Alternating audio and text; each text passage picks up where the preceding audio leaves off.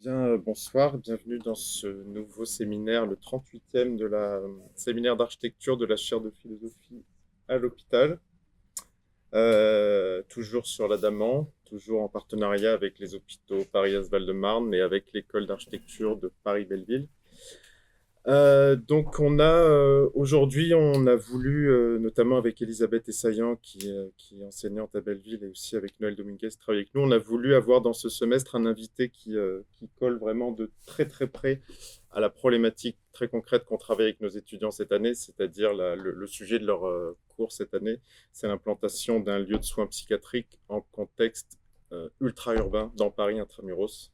Donc on est un peu dans l'acte 2 de la sectorisation, où là vraiment on vient plus encore se disséminer dans la ville. C'est un peu l'objectif de notre année. Voilà, ça prend la suite de l'année dernière où on les a fait travailler sur l'hôpital Esquirol. Et donc on a voulu avoir une ou un géographe pour nous parler très concrètement de cette question qui est l'une des grandes questions de ce séminaire depuis le début, c'est où sont les lieux de soins psychiatrie dans le territoire par rapport à la ville, à l'extérieur de la ville, etc., à la fois en termes géographiques et en termes architecturaux. Donc c'est l'objectif c'est l'objet de la présentation du jour. Donc Magali Coldefi qui va me succéder dans 2 minutes, donc qui est géographe, auteur notamment d'une thèse de doctorat en géographie qui s'appelait déjà De l'asile à la ville il y a quelques années, chercheuse associée à l'IRDES, Institut de recherche et documentation en économie de la santé. Donc voilà, spécialiste de la question de la géographie de la santé mentale, de la territorialisation du système de soins, en particulier en psychiatrie. Donc il y a de nombreuses publications sur ces sujets produites par Magali Coldefi. En plus des publications universitaires, il y a un bel outil qui s'appelle l'Atlas de la santé mentale que vous avez coordonné ou co-coordonné à plusieurs reprises, c'est ça. Et puis, Magali Coldefi est intéressante à d'autres titres, puisqu'elle a aussi travaillé, et c'était des sujets notamment d'une intervention aujourd'hui au Muret, sur la question de l'isolement, de la contention. Donc ça, c'est aussi un sujet évidemment qui nous intéresse beaucoup, mais toujours du point de vue d'une analyse territoriale. Je pense que ça reste voilà. Et puis, il se trouve qu'elle a aussi travaillé sur un sujet qui nous intéresse particulièrement, nous, c'est l'implication des usagers dans la conception du système de santé. Alors nous, on le prend d'un point de vue architectural, c'est-à-dire qu'on travaille cette année depuis l'année dernière à l'élaboration de protocoles de co-conception de projets en architecture avec des patients et des soignants. Donc là aussi, on est dans des thématiques qui se croisent. Donc je vais vous laisser la parole. Et puis juste avant, je remontre le programme de l'année. Donc il restera ensuite 2 séances. Donc dans 2 semaines, nous recevrons Adrien Lebeau pour quelque chose de voilà donc Adrien Lebeau qui est architecte et docteur en architecture et qui vient de terminer sa thèse sous la direction d'Éric Chauvier sur les lieux de drague en contexte rural. Donc là, on est vraiment dans un autre sujet, mais voir comment ce genre de pratique aussi crée des nouvelles formes de rapport au lieu. Et puis, voilà, donc ça, c'est dans 2 semaines avec Adrien Lebeau. Et le 15 janvier, ça sera la dernière séance de l'année, puisque cette année, on s'est ramassé sur le premier semestre. Ce sera la séance conclusive avec les artistes Berdaguet et Péju, qui parlent aussi des liens entre psychisme et architecture depuis pas mal de temps, qui viendront présenter leurs travaux ici. Je vous laisse la parole. Merci pour l'invitation à participer à ce séminaire. Donc en effet, je suis géographe et pas du tout architecte. Je ne suis pas soignante, je ne suis pas usagère. Voilà, j'ai un regard extérieur sur tous ces sujets.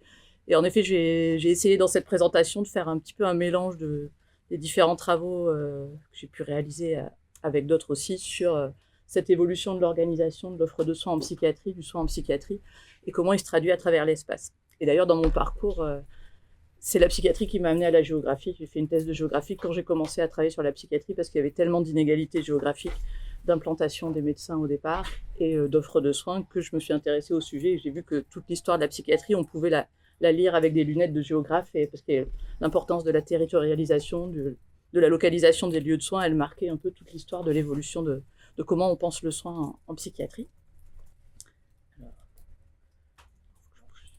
casse-pied avec ça. J'ai pas l'habitude des Mac, peut-être. Avec les flèches, ça marche pas. Ah si. Flèche de droite. Ok. Donc là, c'est un peu un rapide résumé pour dire que déjà dans les noms qu'on utilise, on voit qu'il y a une évolution sur le type de lieu qu'on propose pour prendre soin dans le champ de la psychiatrie. Et je vais retracer un petit peu cette histoire depuis, en effet, l'asile d'aliénés en 1838. Après, on a parlé d'hôpital psychiatrique dans les années 30-40. On a évolué vers la notion de centre hospitalier spécialisé pour parler de psychiatrie, puis d'établissement public de santé mentale. Donc, on voit que les termes évoluent au cours du temps. Et à côté de ça, il y a des structures de plus petite taille qui se sont créées avec la sectorisation, donc les centres médico-psychologiques. Plus récemment, on voit des développements de lieux un petit peu différents, comme les lieux de répit, la maison perchée, je crois, dont vous avez eu une présentation. Et il y a aussi, commence à développer des tiers-lieux en santé mentale, où je trouve que le principe est intéressant. Ou des lieux, on va dire, plus neutres, enfin plus neutres. En tout cas, la maison des adolescents, par exemple, pour moi, c'est un exemple de lieu finalement qui n'est pas ciblé, spécialisé pour la psychiatrie, mais qui du coup accueille des tranches d'âge pour différents soucis, et que ça peut être une manière de pousser la porte plus facilement de ce champ-là. Et on voit que sur les termes utilisés aussi pour parler des personnes concernées, il y a une évolution au cours du temps dans les textes qui pensent les soins en psychiatrie. On parlait d'aliénés, de malades mentales, de patients, de personnes vivant avec des troubles psychiques, d'usagers des services, de personnes concernées. Enfin, il y a une évolution sémantique qu'on peut voir sur les lieux, sur les personnes, sur le terme de psychiatrie santé mentale. Et en effet, toute cette histoire, elle est marquée territorialement, puisqu'on parlait d'asile départemental, à la politique de sectorisation psychiatrique qui est inscrite sur les territoires. Aujourd'hui, on parle de territoire de santé mentale. Donc, à la fois sur les lieux et l'espace, on peut dire quelque chose sur la façon dont la société cherche à prendre en charge les personnes qui souffrent de troubles psychiques. Donc, du coup, oui, j'avais commencé les petites définitions, alors qu'ils sont peut-être très connues pour certains, mais je trouvais que ça avait quand même un impact sur la façon dont on pense les lieux et comment on peut faire évoluer ces lieux. Alors, d'abord, simplement sur santé mentale et psychiatrie, de quoi parle-t-on? Parce qu'il y a une certaine vision où on va assimiler souvent santé mentale et psychiatrie, on va parler de professionnels de santé mentale, de besoins de santé mentale, mais en fait, si on le remplace par psychiatrie, c'est la même chose. Et dans cette vision-là, en fait, on a l'impression que c'est une vision comme si tout ce qui relève de la santé mentale relève de la psychiatrie, et on assimile les deux, donc c'est une vision assez médicalisée, on va dire, de la santé mentale. On a une vision à l'opposé qui va plutôt, justement, faire un clivage entre la population qui serait en bonne santé mentale et celle qui souffrirait de troubles psychiques, comme s'il y avait eux et nous, avec une version un peu figée de soit on va pas bien, on a un problème de santé mentale, soit on va bien, et on n'est pas concerné par la psychiatrie. Et puis finalement, il y a une vision plus globale qui est portée par l'Organisation mondiale de la santé, avec l'idée que la santé mentale, c'est un tout, avec toutes ses composantes sociales, culturelles, et qu'on a tous et toutes une santé mentale qui évolue au cours de la vie, et que pour certaines personnes qui à un moment vont développer un trouble psychique, il va y avoir une réponse offerte par la psychiatrie, mais qui est une réponse parmi d'autres, enfin avec les autres on va dire, pour améliorer l'état de la santé mentale en général. Donc pareil, ça résume aussi un peu ça, mais en gros pendant longtemps, dans le système de santé, on avait une vision un peu traditionnelle de la santé mentale, avec en effet qui se caractérisait par la présence ou l'absence d'un trouble psychique, celui-ci étant plus ou moins sévère, et du coup à gauche du graphique, on avait une mauvaise santé mentale, et à l'opposé, ceux qui avaient aucun trouble psychique et donc une bonne santé mentale. Et puis on a rajouté un deuxième gradient en différenciant finalement un peu le ressenti émotionnel et psychologique, en disant voilà, il y a la présence ou l'absence de symptômes de troubles psychiques, mais il y a un autre gradient sur le bien-être, le ressenti émotionnel, et en fait, selon ces deux gradients, ils sont en partie corrélés, et c'est vrai qu'on a souvent des personnes qui ne vont pas avoir de troubles psychiques et qui vont être, en fonction des moments de la vie, plus ou moins bien sur l'échelle de santé mentale. Et à l'inverse, on a l'image traditionnelle d'une personne qui a un trouble psychique plus ou moins sévère et qui va se sentir mal et avoir un mal-être profond. Et en fait, avec ce modèle-là, il y a l'idée qu'on peut tous se retrouver à un moment donné, soit ne pas avoir de trouble psychique, mais avoir un mal-être profond suite à une perte, un décès, une séparation, différentes choses, une violence. Et on peut aussi bien avoir un diagnostic psychiatrique, mais avoir été soutenu, bien accompagné, et finalement vivre bien avec son trouble, et notamment ce qu'on voit sur les personnes qui sont dans un processus de rétablissement. Et du coup, avec ce modèle-là, il y a l'idée que rien n'est figé, et qu'on peut tous se retrouver dans une des cases à un moment donné.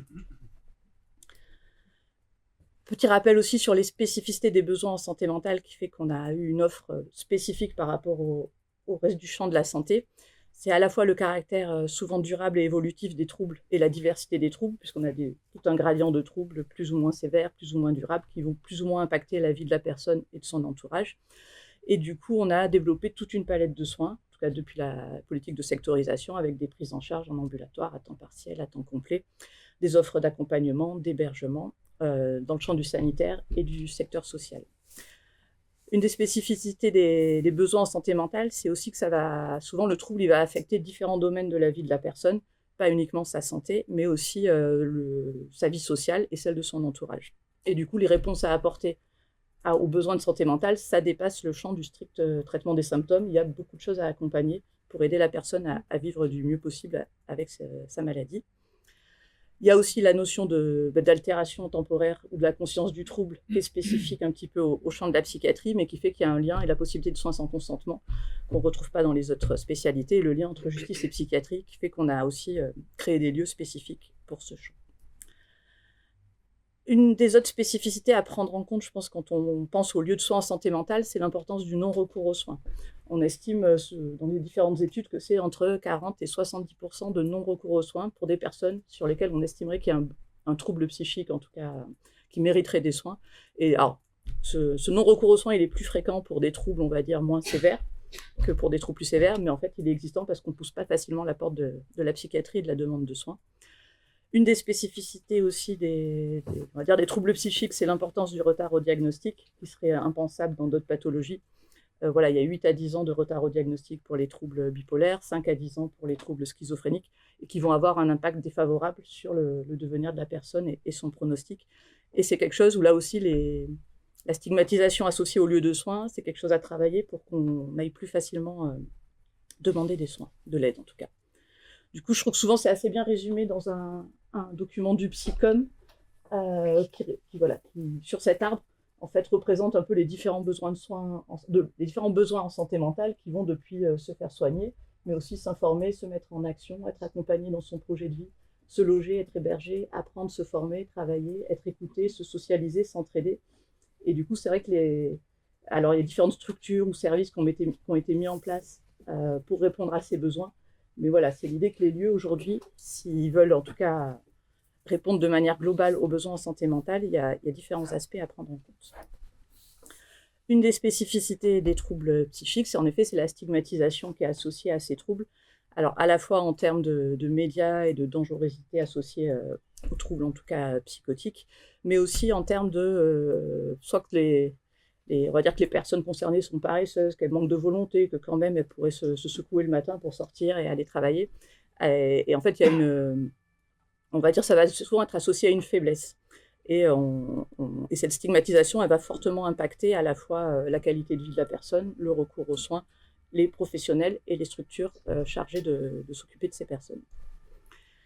Donc et d'ailleurs, elle va aussi jouer sur ce que vous disiez, sur la co-conception de projets et sur le fait de pouvoir, y compris dans les soins, avoir une relation soignant-soigné, on va dire, plus horizontale, parce qu'il y a une mise en doute plus fréquente dans le champ de la psychiatrie des capacités des personnes à prendre des décisions autonomes, à savoir ce qui est bon pour elles. Enfin, on va le remettre davantage en question que dans d'autres champs.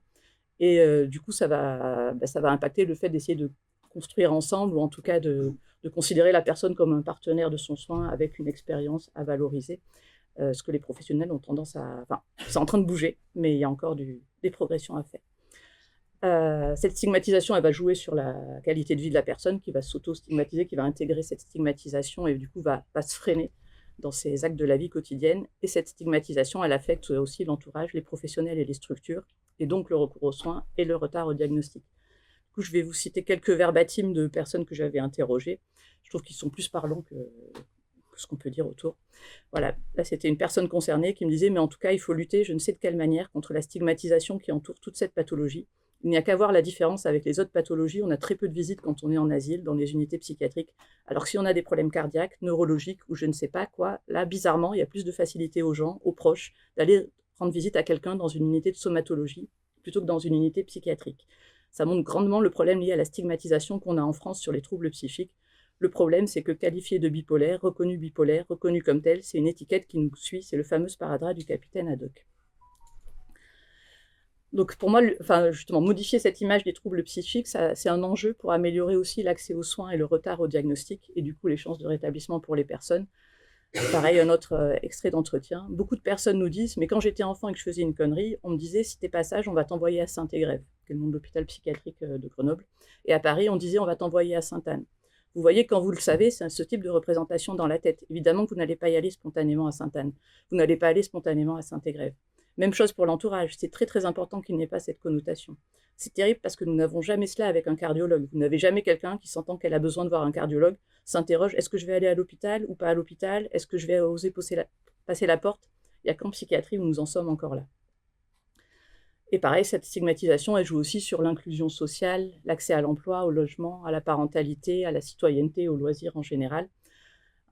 Encore un extrait. En fait, une fois qu'on a mis le pied dans la partie de la psychiatrie, on est engagé dans un processus de disqualification sociale et qui se traduit dans le travail, dans le logement, dans les relations amicales, familiales, etc. Après une hospitalisation en psychiatrie, il y a un avant et un après. Et du coup, cette stigmatisation, en effet, elle joue aussi sur les lieux, et il y a eu pas mal de littérature en géographie de la santé, et là, je vous citais des titres qui s'appelaient un peu ces paysages du désespoir sur la désinstitutionnalisation au sans-abrisme, sur la stigmatisation et les lieux de soins. Et là encore, lors des entretiens, quelqu'un me disait le CMP, c'est une espèce d'enclave extraterritoriale dans la cité. Cela a beau être au milieu de la ville, c'est sûr qu'on n'est pas, ce n'est pas un endroit où tout le reste... Pardon. Cela a beau être au milieu de la ville, c'est sûr que c'est un endroit où tout le reste de la ville ne va pas. Et ça, c'était le proche d'une personne vivant avec un trouble psychique qui disait ça. Donc du coup, maintenant, je vais vous reparcourir donc cette histoire un peu de l'évolution de l'offre de soins, donc en ayant un peu ces thèmes en tête et cette évolution au cours du temps. Donc au XIXe siècle, en effet, c'est la loi de 1838 qui va être la première réponse sanitaire qui va être proposée aux personnes qui ont un trouble psychique avec la création des asiles d'aliénés.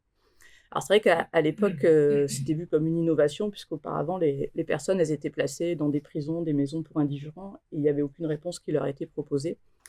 L'objectif de ces asiles, à l'époque, c'est le traitement moral de l'aliénation mentale, avec l'idée qu'il fallait isoler, protéger, mettre à l'écart du reste de la société. Donc il y avait cette idée d'isolement à la fois social et spatial de la personne, avec des institutions qu'on allait placer plutôt en dehors des villes, la ville étant à l'origine notamment du tumulte, le tumulte de la société étant à l'origine des troubles. Donc il y avait l'importance du lieu, on va le voir un petit peu dans certains textes, c'est le lieu qui est vu comme thérapeutique, c'est le fait juste de mettre la personne à l'écart, et d'être dans un lieu fermé, qui va permettre de soigner de traiter son aliénation mentale. Et alors d'un point de vue plus géographique, territorial, c'est une des premières planifications sanitaires en santé, vu qu'il y avait l'idée qu'il fallait un asile par département pour couvrir les besoins de la population. Et à l'époque, on a un acteur et une modalité de soins unique, c'est l'asile et l'hospitalisation qui à l'époque était uniquement involontaire, même si on l'appelait volontaire. Mais il n'y avait pas d'autre modalité de soins. Et c'est vrai qu'à l'époque, le nom d'asile était plutôt valorisé. Donc c'était Esquirol qui disait « Je voudrais qu'on donnât à ces établissements un nom spécifique qui n'offre pas à l'esprit l'idée pénible. Je voudrais qu'on les nommât des asiles. » Aujourd'hui, quand on parle d'asile, l'idée associée est davantage péjorative, mais historiquement, c'était un progrès. Donc là, c'est des extraits, parce que du coup, ce dispositif-là, il s'est fait dans différents pays. Donc c'est des extraits de médecins aliénistes étrangers ou français qui expliquaient justement ce choix de lieux différents et ce traitement moral de l'aliénation mentale en disant « Toutes les associations et influences en lien avec le foyer sont perverties, la consternation et même l'affection de l'entourage amènent à une indulgence ou des concessions blessantes, à la perte de tout contrôle et à une irritation de l'esprit, rendant l'éventuelle guérison plus difficile, voire impossible. » Donc il y a vraiment cette idée où on va avoir un changement de paradigme par la suite, où l'idée c'est vraiment d'exclure la personne de son foyer, de ses relations sociales, pour la mettre à l'écart. Un autre extrait. Si les principes généraux du traitement médico-moral des aliénés établis par l'expérience requièrent en premier lieu la séparation totale de leur famille et amis, ils nécessitent également tous les avantages d'une vie à la campagne, de la liberté, de la tranquillité, de l'air frais, des travaux agricoles et horticoles, avec leurs influences hygiéniques et mentales si salutaires à tous et absolument nécessaires dans le cas des troubles mentaux. D'où le fait que, historiquement, la plupart des établissements qui ont été créés suite à cette loi ont été créés pour la plupart en dehors des villes, en périphérie des villes ou à la campagne. Et après, souvent, c'est la ville qui a grossi et a absorbé ces établissements dans son enceinte, mais historiquement, ils étaient placés plutôt sur les faubourgs ou à l'extérieur, ou même complètement à la campagne. Et c'est vrai que souvent, quand je présente des disparités d'offres de soins en psychiatrie, j'oppose Paris et la Lozère, où on a Paris qui a la densité de psychiatres qui va être 60 fois supérieure au département le moins doté en psychiatres, et la Lozère qui a une densité de lits d'hospitalisation en psychiatrie 30 ou 40 fois supérieure à celle qu'on peut observer dans le département le moins doté en lits. Mais parce que historiquement, la Lozère aura accueilli beaucoup de patients suivis en psychiatrie. Donc du coup, là, c'est juste un graphique qui montre que la loi de 1838, en fait, elle a accompagné un mouvement qui commençait à se développer, où il y a des institutions qui commençaient à se créer pour prendre en charge les aliénés, et qu'en fait, elle a mis du temps, puisque même des établissements construits en 1970 en fait, participent de cette loi. Donc ça a mis du temps ensuite à se développer, et alors du coup, c'est vrai que je n'ai pas repris les éléments de ma thèse, mais en effet, en fonction des époques, il y a eu des choix de localisation un petit peu différents. On va dire entre le côté ville-centre, où au début c'était une innovation, donc les premiers étaient plutôt dans des grandes villes, parce que c'était bien vu. Et puis petit à petit, on les a éloignés des centres-villes, et il y a plus, depuis les années 60-70, où on les a mis dans des villes, on va dire, plus moyennes, ou en tout cas moins éloignées. Pour parler ensuite, comment on arrive à changer de paradigme, en fait, c'est que du coup, rapidement, ces établissements, c'est vrai qu'il n'y avait pas spécialement de soins qui étaient prodigués en dehors finalement d'un gardiennage et d'une mise à l'écart. Et du coup, ces établissements, ils vont vite se retrouver saturés et ils vont faire oublier un petit peu les ambitions thérapeutiques. On voit, par exemple, en 1879, il y avait 42 000 personnes qui étaient internées dans les hôpitaux psychiatriques français, 85 000 en 1929, 109 000 en 1939. Et en fait, début XXe siècle, on va avoir quand même en parallèle des progrès médicaux, un intérêt croissant pour la prévention. Il y a des premiers services ambulatoires qui se développent et des dispensaires d'hygiène mentale. Et ce qui va aussi faire beaucoup bouger les choses, c'est la Seconde Guerre mondiale, où on va avoir une surmortalité très importante des malades hospitalisés. Il y a plus de 40 000 personnes qui sont décédées dans les hôpitaux psychiatriques pendant la Seconde Guerre mondiale, et essentiellement de malnutrition, parce qu'ils ont été un peu les oubliés, on va dire, des politiques de rationnement. Et donc il y a plusieurs ouvrages qui sont sortis à ce sujet, parce que finalement l'exclusion sociale dont ils étaient victimes, elle s'est traduite par aucun accompagnement, aucune aide pendant cette période-là. Et du coup, il y a eu une prise de conscience suite à la Seconde Guerre mondiale de la nécessité de réformer l'institution, en disant que ces institutions un petit peu totalitaires, enfin en tout cas qui concentraient beaucoup de patients dans des endroits, elles n'étaient plus acceptables à notre époque. Et ça a pu être accompagné par les découvertes médicamenteuses des années 50. Donc voilà, on a un changement de paradigme, et où on va passer de l'idée d'exclure socialement et spatialement les patients à l'idée de les inclure socialement et de les maintenir dans leur milieu de vie. Donc là, c'est des extraits, alors je n'ai pas mis l'année, mais je pense que ça date des années 1950-60, d'un médecin psychiatre qui disait « Comment aider les malades mentaux à retrouver la santé et leur place dans la société ? Cette préoccupation relève d'abord des spécialistes que sont les médecins psychiatres, les psychologues et tout le personnel soignant. La société tout entière a aussi ses responsabilités par sa législation et ses pratiques hospitalières, par nos comportements quotidiens d'accueil ou de rejet. N'est-ce pas par ailleurs l'environnement social qui accentue les fatigues, développe les frustrations et les agressivités, et transforme par là même des fragilités en maladies, graves ou légères, chroniques ou temporaires, récupérables ou pas, maladies mentales ou sociales, pour ne pas se regarder elle-même, se sentir compromise et gagner à son tour. Il n'y a rien en eux de différent de nous-mêmes, observent certains psychiatres. Longtemps, la société a exclu les malades mentaux, elle les a internés hors des villes, dans des institutions spécialisées. Ce qui est en cause aujourd'hui, c'est toute forme de concentration des malades mentaux et la notion même d'hospitalisation des psychopathes. Alors, les termes sont de l'époque. La mise à l'écart marque le malade d'une étiquette stigmatisante. Loin de guérir, il risque de se laisser glisser dans la passivité d'un univers clos et figé. Certes, il est impossible d'échapper à la nécessité de la fonction psychiatrique, mais il faut ouvrir l'hôpital et, dans la mesure du possible, maintenir les personnes prises en charge au sein de leur milieu naturel ou les réinsérer après traitement. Donc on voit en effet une évolution des pensées sur la façon d'accompagner la personne vivant avec un trouble psychique. Et donc c'est ce qui va amener à la politique de sectorisation psychiatrique ou de désinstitutionnalisation des soins psychiatriques dont on parle plus à l'étranger. Donc en fait, en effet, ce n'est pas un mouvement spécifiquement français, ça existait dans le monde entier. Après, c'est son inscription territoriale avec la notion de secteur de psychiatrie qui est plus spécifiquement française. Donc l'idée, c'était de passer d'une prise en charge qui était exclusivement hospitalière, où on n'avait qu'une seule modalité de soins, à une prise en charge au plus proche du lieu de vie de la personne à travers le développement de soins ambulatoires et de structures telles que les CMP. Donc en France, en effet, il y a eu cette volonté d'inscrire territorialement ce mouvement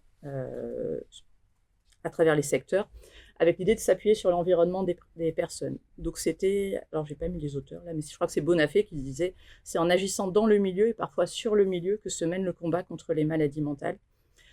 Et il disait, l'insertion ou la réinsertion du malade est faite dans les meilleures conditions grâce à la connaissance que l'équipe médico-sociale a pu acquérir, non seulement du malade, mais encore du milieu économique et social du secteur, et notamment des ressources de logement et des diverses possibilités d'emploi qu'il offre.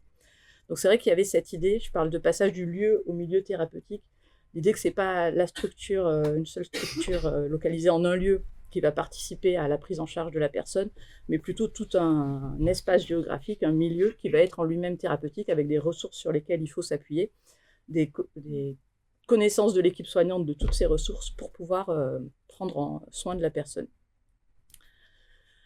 Donc l'objectif de cette politique, c'est à la fois de favoriser l'accès aux soins sans couper les personnes de l'environnement familial et social et d'assurer la continuité entre prévention, dépistage, traitement et réinsertion de façon équitable pour chacun, quel que soit son lieu d'habitation, sa pathologie, sa classe sociale.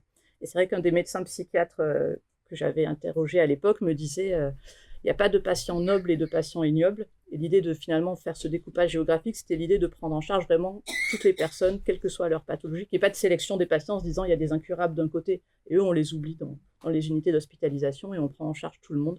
Et il n'y a pas en effet de sélection de la patientèle. Donc c'est vrai que derrière la politique de secteur, quand on relit les textes de l'époque, il y avait vraiment cette ambition à la fois clinique, on s'appuie sur un territoire, sur ses ressources pour prendre soin, une dimension égalitaire et inclusive, intégrative. Et ce que j'y reviendrai après, et ce qu'on a peut-être oublié dans la mise en place, c'est l'hypothèse aussi d'une société accueillante. C'est que finalement, ces patients qui étaient anciennement hospitalisés loin des yeux dans des asiles, et ben là, il y avait l'idée de les prendre en charge dans leur milieu de vie, dans la ville, et de les insérer. Mais en fait, on a peut-être plus travaillé sur les structures de soins, leur déplacement, et peut-être pas assez sur l'accueil général dans la société. Du coup, ce mouvement, il va aboutir à des modalités de soins pluriels, donc ambulatoires, temps partiel, temps complet, qui vont faire qu'aujourd'hui, 80% des patients suivis en psychiatrie le sont en ambulatoire. Le nombre de patients hospitalisés a été fortement réduit au cours du temps. Et j'ai envie de dire, plus que le nombre de patients, en effet, c'est la durée d'hospitalisation qui a été très fortement réduite autour du temps. Il y avait un principe qui était novateur à l'époque et qui est spécifique à la psychiatrie sur la continuité des soins, où c'était la même équipe pluriprofessionnelle, à la fois médicale et médico-sociale, qui prenait en charge à la fois les soins ambulatoires et hospitaliers. Alors c'est vrai que dans les autres champs de la médecine, il y a l'hôpital pour la partie hospitalière en médecine chirurgie obstétrique et la médecine de ville pour les soins ambulatoires. Et c'est vrai que le principe de la psychiatrie de secteur était assez nouveau pour l'époque. Et c'est vrai que c'était l'idée aussi citée par Bonafé qu'il n'y avait pas de raison pour qu'une personne qui est prise dans la difficulté relationnelle ne soit pas suivie par la même équipe à la fois dehors et dedans. Alors c'est vrai que dans les fonctionnements aujourd'hui, ce n'est pas toujours la même équipe qui est en intra-hospitalier, en extra-hospitalier, mais c'était la philosophie, on va dire, du secteur de l'époque. Et c'est vrai que quand on regarde les missions qui étaient associées à la politique de secteur, depuis la prévention à la réinsertion, on se dit que finalement, c'était une politique de santé mentale et non de psychiatrie qui était confiée à un acteur unique, le secteur de psychiatrie, qui en plus était rattaché à un établissement de santé. Et après, je vous parlerai ensuite des projets territoriaux de santé mentale, mais on se rend compte que finalement, c'est les mêmes missions, mais qui sont confiées à plusieurs acteurs aujourd'hui. Donc on est passé de l'asile, un acteur unique, une modalité de soins unique, le secteur de psychiatrie, un acteur unique, et des modalités de soins pluriels.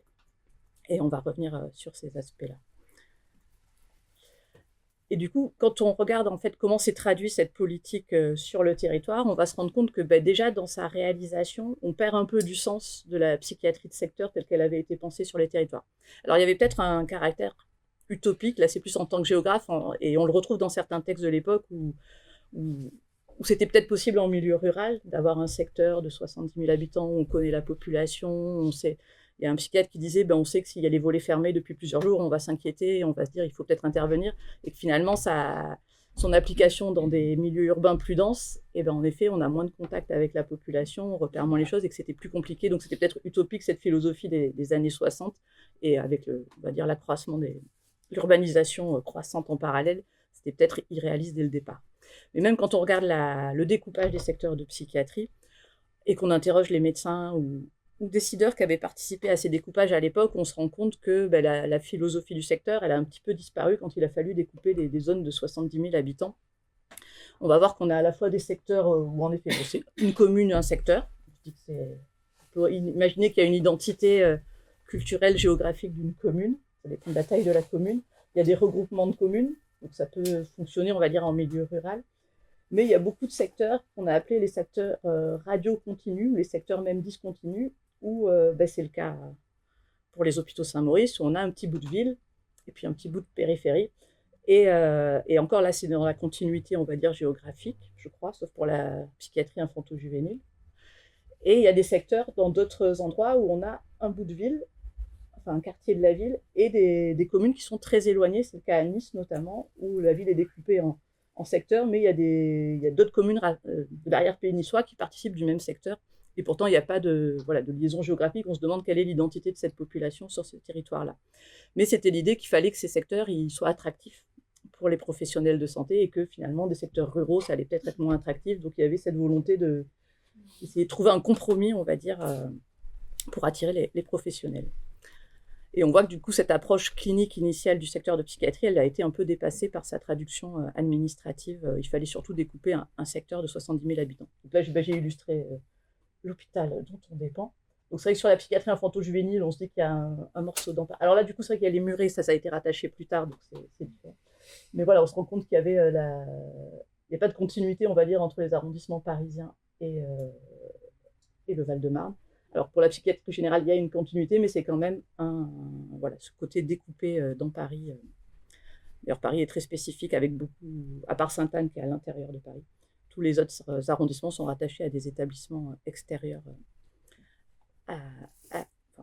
internes à l'Île-de-France, voire Clermont-de-L'Oise pour ça. Bref, du coup, on a eu avec cette politique une diversification et une multiplication des structures de prise en charge.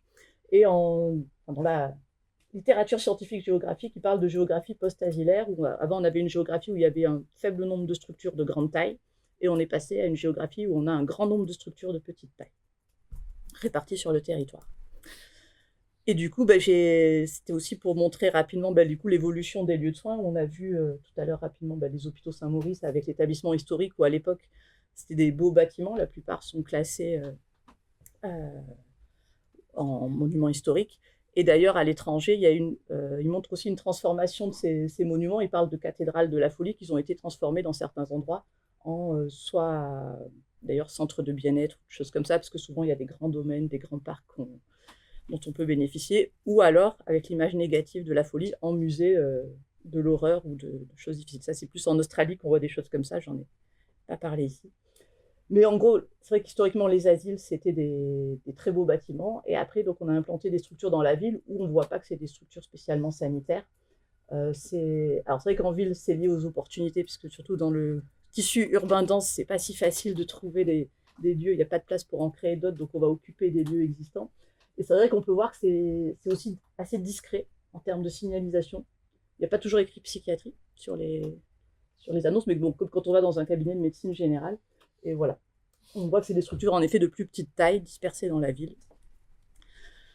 Et du coup, moi, pour ma thèse, j'avais davantage travaillé sur l'établissement de Maison Blanche à Neuilly-sur-Marne, qui m'avait intéressée parce que c'est le premier et quasiment le seul encore aujourd'hui, je crois, à avoir vraiment déplacé des unités d'hospitalisation dans la ville.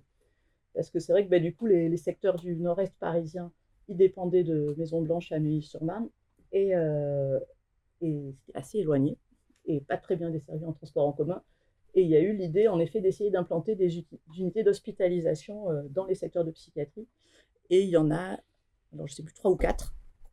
Et du coup, j'avais un petit peu travaillé sur ça. Donc, ça, c'est l'hôpital de Maison Blanche, le site historique, où du coup, ils ont fermé, à ma connaissance, toutes leurs unités d'hospitalisation, où ils en ont transformé certaines pour le côté asile, finalement, qui restait pour accueillir des sans-abri, ou en tout cas une autre dimension de l'accueil.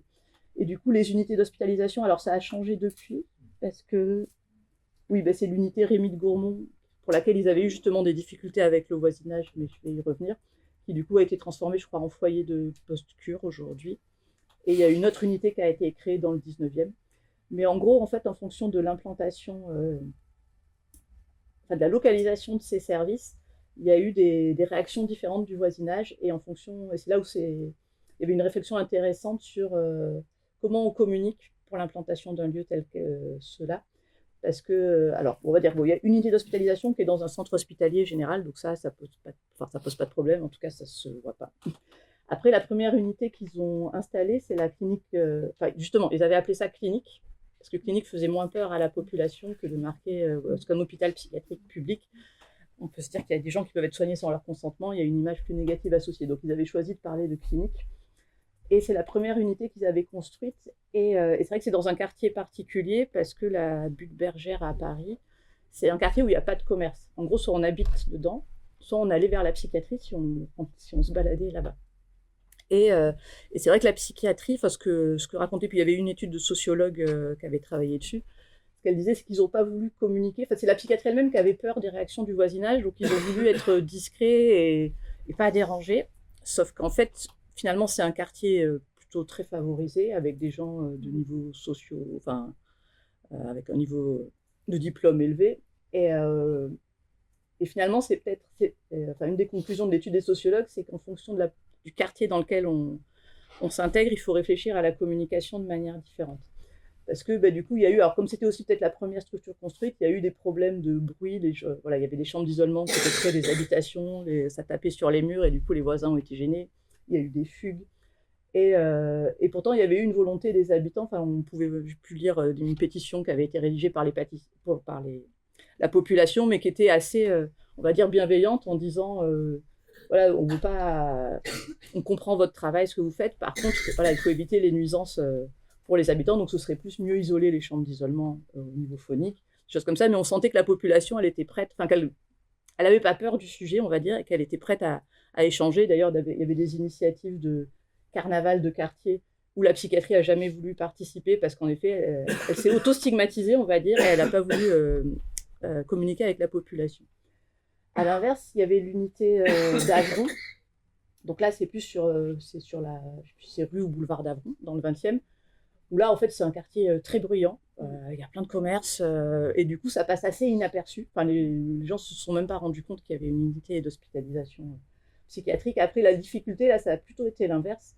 C'est que finalement, c'est des dealers qui rentraient facilement dans l'établissement pour vendre de la drogue aux patients. Mais par contre, il n'y a pas eu de souci des habitants, et il n'y a pas eu plus de communication pour dire qu'on implante une unité d'hospitalisation. Par contre, il n'y a pas eu de réaction des habitants. Et ça, on le voit un peu dans la littérature étrangère.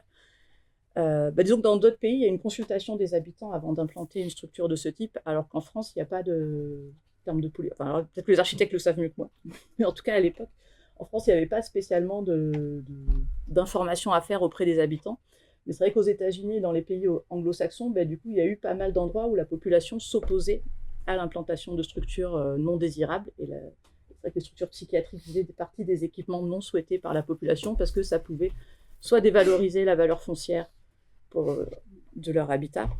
Et c'est notamment, du coup, ces structures étaient davantage refusées dans des quartiers favorisés, où il y avait plus de propriétaires qui avaient en effet cette inquiétude par rapport à ça, alors que dans des quartiers populaires, où il y a moins de propriétaires et où il y a plus de bruit de nuisance, enfin, du coup, ça s'est implanté plus facilement. Et après, les deux autres unités, l'unité d'Hauteville, j'ai moins travaillé dessus. Ça, je ne pourrais pas vous en dire grand-chose. Mais depuis, il y a eu, alors je ne sais pas si j'avais une diapo après. Oui, il y a eu la clinique, pas la clinique, c'est l'image de droite. Donc, ils ont ouvert rue du Général Lassalle, dans le 19e, une autre unité d'hospitalisation qui est située en face de 2 écoles, je crois. Mais ils avaient eu l'expérience, on va dire, des sites précédents. Et là, il y a eu tout un échange avec la population pour expliquer ce que c'était les troubles psychiques, comment ils allaient sécuriser la population, voilà, qu'il ne fallait pas avoir peur pour les écoles en face. Enfin, voilà, il y a eu tout un échange avec la population. Et dans ce que j'ai pu voir j'ai essayé de chercher avant de venir, où ça en était aujourd'hui, et apparemment ça fonctionne très bien. Et là, voilà, il y a eu des choix stratégiques de communication différents en fonction des lieux.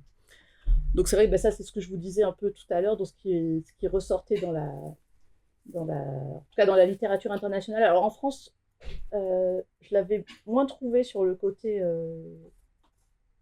périphérie, parce qu'à l'étranger, on trouve beaucoup... il peut y avoir des périphéries, on va dire, favorisées, qui vont davantage rejeter ces structures.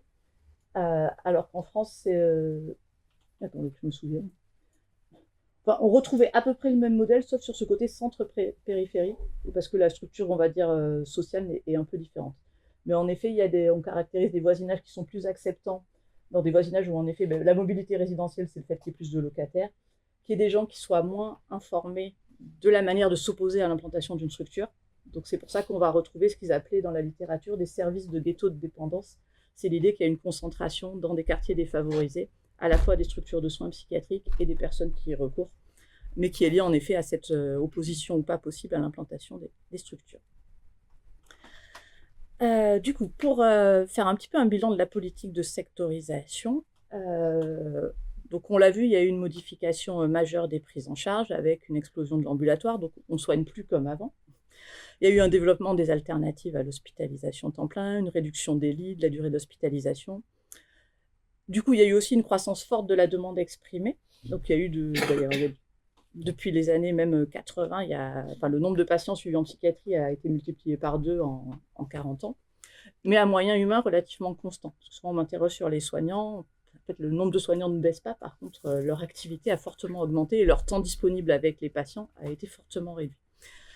Ce qu'on observe quand on étudie un peu la sectorisation psychiatrique, on voit qu'elle est marquée par de fortes disparités territoriales, à la fois en termes de ressources, mais aussi en termes d'engagement dans le mouvement de désinstitutionnalisation avec des structures, des secteurs qui ont développé beaucoup le côté accueil de la crise, une diversité des structures ambulatoires, alors que d'autres sont restés sur un modèle assez simple, une unité d'hospitalisation temps plein, un hôpital de jour, un CATTP, un CMP, et pas grand-chose. Et puis pareil, un aller vert qui va être variable selon les secteurs.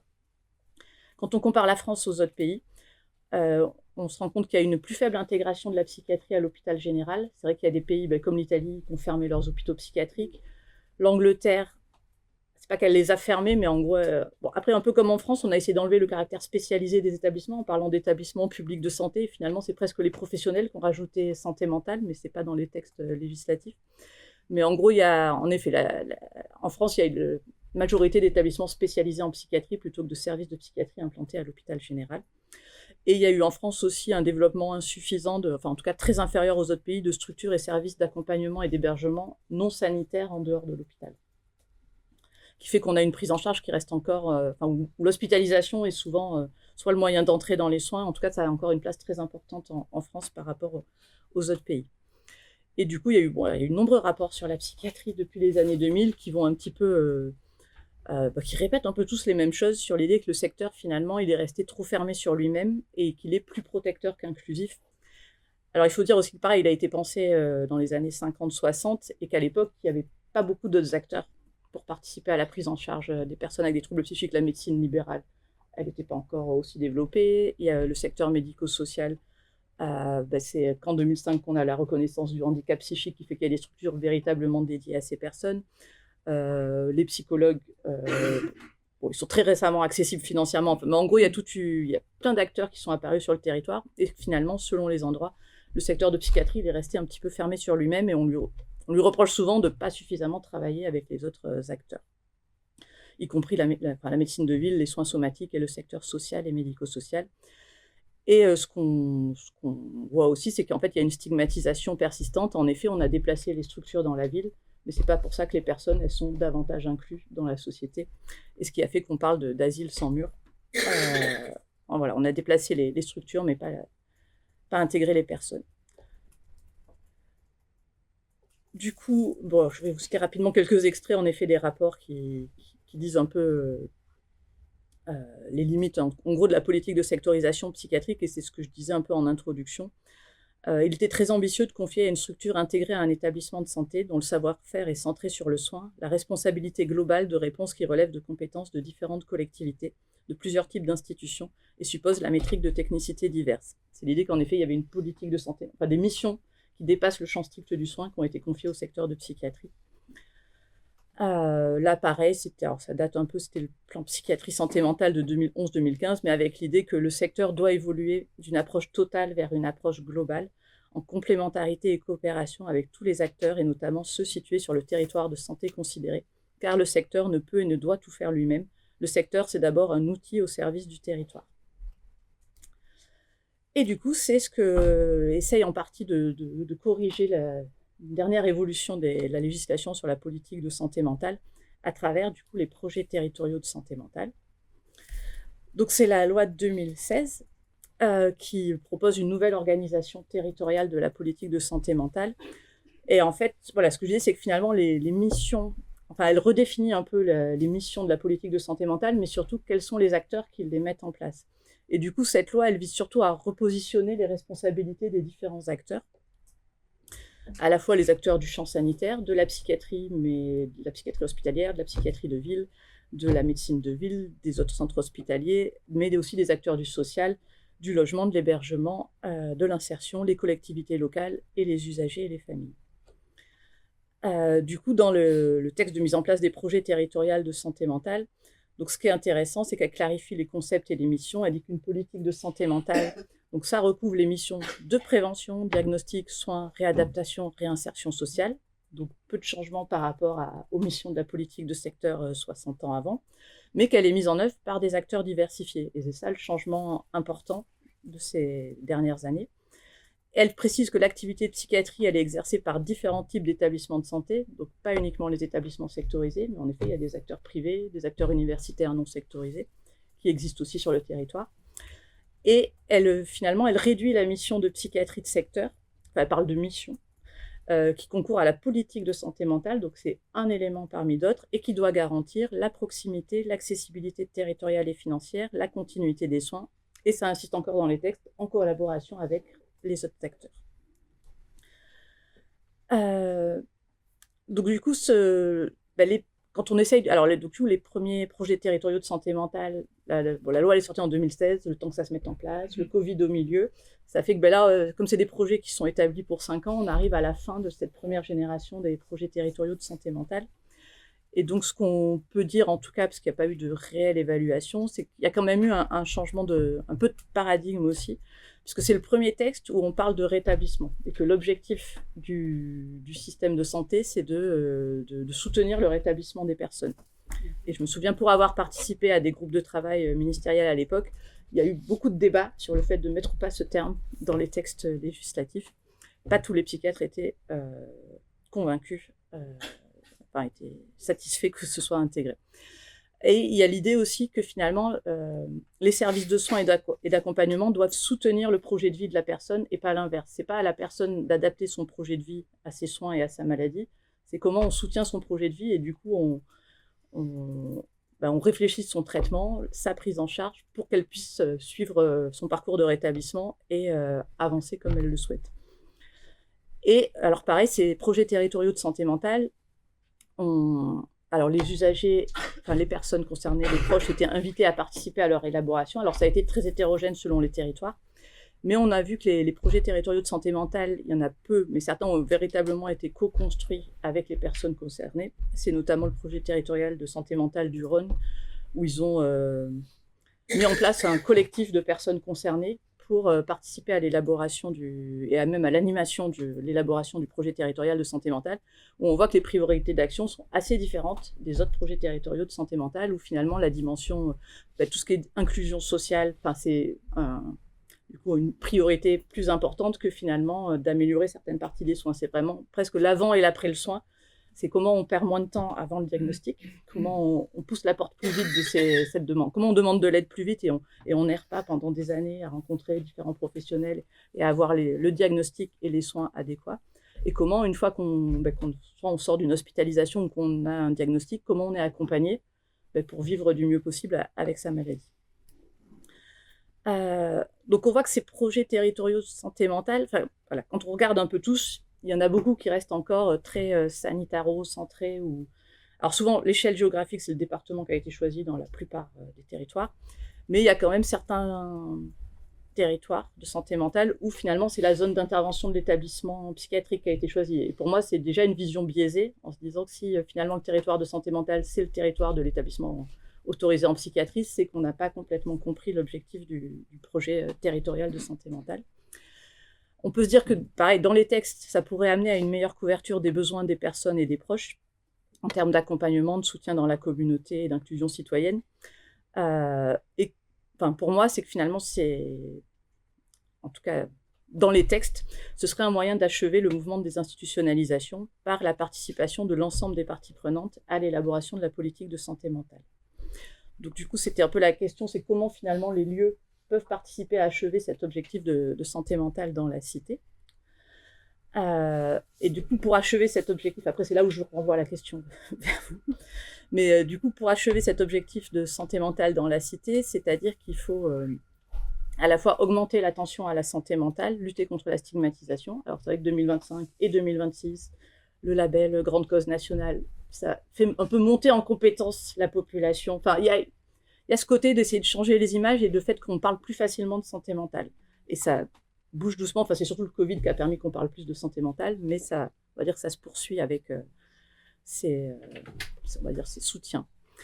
C'est comment on promeut la santé mentale, on prévient les troubles psychiques, comment on lutte contre les inégalités sociales d'accès aux soins et services d'accompagnement, comment on soutient les personnes vivant avec un trouble psychique, on favorise leur rétablissement et leur inclusion sociale, comment on intègre la santé mentale dans toutes les politiques et lieux de droit commun, et comment on forme et on implique l'ensemble de la population à accueillir et soutenir les personnes qui étaient autrefois hospitalisées loin des yeux. Du coup, voilà, c'est un peu aujourd'hui et demain, comment on pense des lieux de soins qui soutiennent finalement l'empowerment, l'autonomisation, le projet de vie des personnes et la participation des personnes et de la population. Donc là, j'ai essayé de faire le lien justement avec un rapport que j'avais fait récemment plus sur l'implication et le partenariat avec à la fois les personnes concernées, les proches et la population pour transformer le système de santé mentale, avec l'idée que si on informe et qu'on implique la population générale, en augmentant son niveau de compétence, son niveau de connaissance et de compréhension sur la santé mentale, à la fois une meilleure connaissance des déterminants de la santé mentale, comment on prend soin de sa santé mentale, quels sont les facteurs de risque, de protection, comment on connaît un peu mieux les troubles psychiques, quelles sont les ressources mobilisables, parce qu'on a vu, enfin, on n'a pas trop vu, mais l'offre, elle est souvent illisible en psychiatrie, on ne sait jamais quelle porte frapper. Donc, comment on connaît un peu mieux les ressources mobilisables, comment on change l'image des troubles psychiques et qu'on est informé des possibilités de rétablissement et qu'on peut bien vivre avec son trouble et qu'on peut avoir une vie la plus épanouie possible, même si on a un diagnostic à un moment donné de trouble psychique, et comment on connaît aussi les droits des personnes qui sont en situation de handicap psychique. Et finalement, augmenter ce niveau d'information de la population, ça va avoir plusieurs impacts. Ça peut déjà globalement favoriser la bonne santé mentale de la population française, voilà, savoir comment on prend soin, qu'est-ce qui favorise une bonne santé mentale, et ça tout au long de la vie. Ça peut prévenir l'apparition de certains troubles psychiques, pas tous bien sûr, mais ça peut y contribuer. Ça peut améliorer l'accès aux soins et aux services adaptés en réduisant le délai sans traitement ou accompagnement adapté. Alors c'est vrai qu'on peut...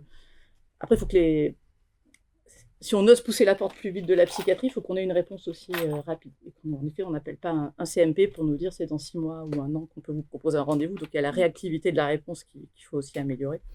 Ça réduit aussi la stigmatisation et la discrimination, et donc ça peut favoriser l'inclusion sociale des personnes qui ont un trouble psychique.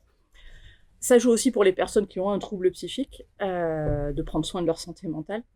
Ça peut favoriser l'autogestion et l'implication dans les soins et l'accompagnement si on est mieux formé à ce qui permet de bien vivre avec son trouble. Et du coup, ça améliore la qualité de vie des personnes avec les troubles psychiques.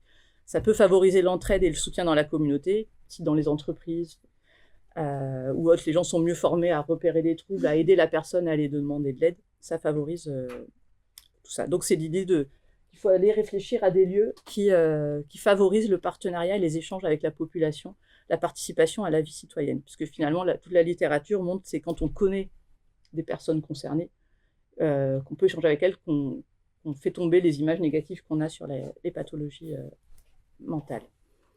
Ça peut permettre aussi de réduire le retard au diagnostic, aux soins et accompagnement. Et on sait que ce retard, il a des conséquences biologiques, sociales importantes. Et l'objectif, c'est de limiter la perte de chance et l'évolution vers le handicap psychique, la désinsertion sociale, scolaire, professionnelle. Et il y a de nombreuses recommandations internationales sur l'intervention précoce. Et là aussi, c'est un peu comment construire des lieux de soins non stigmatisés dont on a envie de pousser la porte. Impliquer les personnes concernées et leur entourage dans les soins en tant que véritables partenaires, ça fait partie aussi des choses qui sont recommandées au niveau international. En fait, c'est rappeler que depuis l'époque asilaire, finalement, avec le développement des soins ambulatoires, ce sont les personnes et leurs proches qui passent le plus de temps à vivre avec leurs besoins et à répondre à leurs besoins sanitaires. Et ce sont elles qui vont faire les choix concernant leur santé. et qui du coup vont avoir la possibilité de se soigner elles-mêmes. Donc c'est comment en fait on soutient la personne pour qu'elle puisse gérer sa maladie au quotidien. Et on les considère véritablement comme un partenaire. On dit souvent, le soignant, il a son expertise professionnelle. La personne concernée, elle a l'expérience de la vie avec la maladie. Et le proche aussi a un regard complémentaire à apporter. Et du coup, ce qu'on montre, c'est quand on implique davantage les personnes dans leurs soins, on obtient des meilleurs résultats de santé, une meilleure adhésion aux soins, une meilleure utilisation des services, une anticipation des rechutes et des crises, une réduction de l'hospitalisation, que ce soit libre ou sans consentement, une amélioration du service rendu par la personne et une meilleure satisfaction de l'expérience de soins. Pour aller vers ça, il y a pas mal de dispositifs qui existent et qui sont insuffisamment pratiqués, mais ça commence à bouger en France, mais on a toujours quelques années de retard. C'est comment on systématise l'information, la psychoéducation, les outils d'autosupport qui peuvent permettre de vivre mieux avec sa maladie. Comment on met en place une vraie prise de décision partagée quand on est un soignant. Et il y a des outils pour aider ça, via la paire aidance, mais via aussi des plans de suivi individualisés. Des outils d'autogestion de la maladie, avec des plans de rétablissement et de bien-être, des directives anticipées en psychiatrie qui ont montré qu'en effet, le fait de rédiger ce type de directive ou de plan de rétablissement, ça réduisait de 30% les hospitalisations sans consentement. Tout ce qui est paire aidance, médiation en santé, groupe d'entraide mutuelle, ça favorise l'inclusion sociale et de mieux apprendre à avoir des stratégies pour vivre du mieux possible avec sa maladie. L'implication de l'entourage, elle joue aussi. Pareil, il y a des études qui montrent que la psychoéducation des aidants, ça réduit fortement le recours à l'hospitalisation. C'est aussi efficace que des traitements médicamenteux. Donc c'est important que les proches qui finalement, c'est souvent quand les personnes sont plus hospitalisées, c'est les proches qui vivent une grande partie du temps avec les personnes. Donc c'est comment on les aide à apprendre à aider leurs proches. Donc là aussi, c'est l'idée de comment on crée des lieux qui favorisent donc cette autonomie des personnes, le partenariat à la fois avec les soignants, avec les proches, avec la population en général. Comment on crée des lieux qui favorisent l'horizontalité des relations soignants-soignés. Comment on crée des lieux qui valorisent en gros les compétences et les savoirs expérientiels des personnes. Du coup, je finirai avec quelques images de lieux, en effet. Donc, ça peut être l'idée de créer des lieux non spécifiques. Je citais les maisons des adolescents en se disant, finalement, c'est peut-être plus facile de pousser la porte d'un lieu qui n'est pas identifié, en tout cas stigmatisé comme un lieu spécialisé en psychiatrie. C'est l'idée de faire des lieux mixtes et intégrés. Alors là, c'est un exemple, ça reste du sanitaire, mais ils ont implanté un centre de santé, alors ils l'appellent communautaire et planétaire dans un CMP, plutôt que d'essayer d'intégrer la psychiatrie dans des maisons de santé. C'est l'idée de faire l'inverse, d'implanter un centre de santé. Du coup, il y a une salle d'attente commune, des espaces de soins partagés, une cafétéria partagée. Et du coup, ça permet vraiment que là, c'est plus pour le lien somatique-psychiatrique, mais du coup, les professionnels, le fait de travailler sur le même lieu, on arrive vraiment à mieux se connaître et à travailler ensemble. C'est aussi créer des espaces informels pour soit reprendre des repas partagés ou des espaces de détente partagés qui permettent en effet de créer du lien, que ce soit entre professionnels et soignants. Et ce matin, en effet, j'étais à une journée sur la contrainte en psychiatrie. C'était un exemple d'un établissement qui ne pratique pas la contrainte, la contention en psychiatrie, mais il y a un self où en effet les patients, les soignants, l'administration de l'établissement mangent tous au même endroit, tout le monde se mélange tout le temps.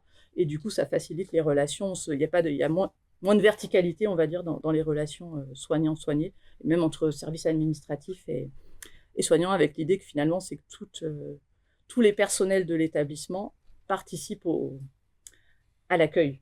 Aussi bien la secrétaire qui va offrir un café en attendant que l'entretien soit prêt. Enfin voilà, c'est que tout le monde participe, quelle que soit on va dire sa profession, à accueillir les personnes.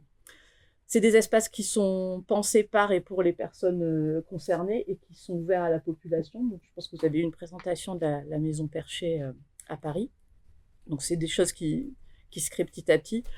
C'est l'idée de faire des lieux non médicalisés. Alors là, c'est les lieux de répit. Donc, il y en a un à Marseille. Alors, il y a des difficultés de fonctionnement, mais c'est l'idée d'avoir des lieux autres que l'hospitalisation pour s'apaiser finalement et qui sont gérés que par des personnes concernées avec des interventions ponctuelles de soignants. Mais le lieu est un petit peu autogéré par les personnes concernées. Et alors là, je connais moins, mais c'est en cherchant un petit peu pour préparer cette présentation, c'est l'idée d'aller vers des tiers-lieux en santé mentale, parce que je pense que si on veut faire un véritable partenariat, en tout cas, et favoriser l'inclusion sociale des personnes et faire que toutes ces populations qu'on mettait autrefois à l'écart se mélangent un peu plus, c'est finalement l'idée des tiers-lieux en santé mentale. Et j'ai vu qu'il y en avait quelques-uns. Un à Bourges, santé mentale et culture, un autre en Bretagne, et où en effet c'est ouvert à toute la population. Comme on discutait en faisant la visite d'ici, ça peut être seulement des espaces, des moments qui sont ouverts à toute la population, mais ça permet en effet de se rencontrer, d'échanger, et à la fois de changer le regard de la population, mais aussi d'ouvrir des perspectives de loisirs, de liens sociaux pour les personnes qui ont des troubles psychiques. Et voilà, ça c'est encore un exemple de tiers-lieu aussi à Lyon, qui, du coup, quand on voit, n'a pas du tout l'air d'un lieu spécifique aux troubles psychiques, mais qui propose sur son ardoise des sensibilisations sur la fonction des dents, des thématiques sur la santé mentale, et qui est géré aussi par des personnes concernées. Voilà, je crois que j'arrive au bout. J'étais un peu vite. Merci.